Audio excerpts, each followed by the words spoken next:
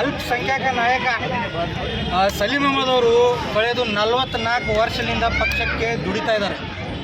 ಅವ್ರನ್ನ ಕೂಲಿಯನ್ನು ಕೊಡಬೇಕಂತೇಳಿ ನಿಮ್ಮ ಮುಖಾಂತರ ನಾವು ಮನವಿಯನ್ನು ಮಾಡ್ತಾಯಿದ್ದೀವಿ. ನಮ್ಮ ಹೈಕಮಾಂಡಿಗೆ ನಿಮ್ಮ ಮುಖಾಂತರನ ಹೇಳಿದೆ. ಇದೇ ಸರ್ಕಾರದಲ್ಲಿ ನಮ್ಮ ಡಿ ಕೆ ಶಿವಕುಮಾರ್ ಸಾಹೇಬರು ಮುಖ್ಯಮಂತ್ರಿ ಆಗ್ತಾರೆ ಅಂತೇಳಿ ಹೇಳಿದೆ.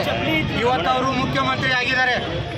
ನಮ್ಮ ಡಿ ಕೆ ಶಿವಕುಮಾರ್ ಸಾಹೇಬರು ಅಗದಿ ಆಪ್ತರು ಸಲೀಂ ಅಹಮದ್ ಸಾಹೇಬರಿಗೆ. ಈ ಸಲ ಅವ್ರದ್ದು ಸೆಕೆಂಡ್ ಲಿಸ್ಟಲ್ಲಿ ಸಚಿವ ಸ್ಥಾನ ಆಗತ್ತೆ ಅಂಥೇಳಿ ನಮಗೆ ನಿರೀಕ್ಷೆ ಇದೆ, ಭರವಸೆ ಇದೆ. ಯಾಕಂದರೆ 4 ಕಾರ್ಯಾಧ್ಯಕ್ಷರು ಇದ್ದರು, ಡಿ ಕೆ ಶಿವಕುಮಾರ್ ಸಾಹೇಬರು ಅಧ್ಯಕ್ಷರು. 3 ಜನಕ್ಕೆ ಸಚಿವ ಸ್ಥಾನ ಸಿಗತ್ತೆ. ಒಬ್ಬರ ಸಲೀಂ ಅಹಮದ್ ಅವರಿಗೆ ಸಚಿವ ಸ್ಥಾನದಿಂದ ದೂರ ಇಡ್ತಾರೆ.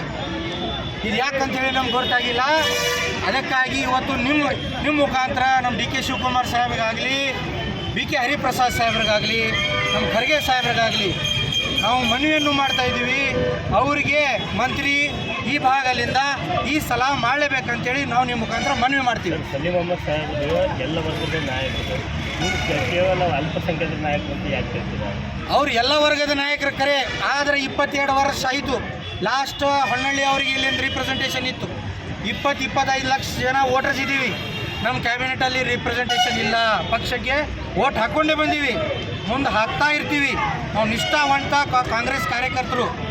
ನಮ್ಮ ರಕ್ತನಲ್ಲಿ ಕಾಂಗ್ರೆಸ್ ಇದೆ. ಆದರೆ ನಮಗೆ ರಿಪ್ರೆಸೆಂಟು ಕೂಡ ಬೇಕಲ್ರಿ, ರಿಪ್ರೆಸೆಂಟು ಕೂಡ ಬೇಕು. ಹಾಗಾಗಿ ನಿಮ್ಮ ಮುಖಾಂತರ ನಾವು ಮನವಿ ಮಾಡ್ತೀವಿ. ಉಗ್ರ ಹೋರಾಟ ಮಾಡ್ತೀವಿ, ರಾಜೀನಾಮೆ ಕೊಡುವ ಏನಾದರೂ ಉಗ್ರ ಹೋರಾಟವನ್ನು ಮಾಡ್ತೀವಿ.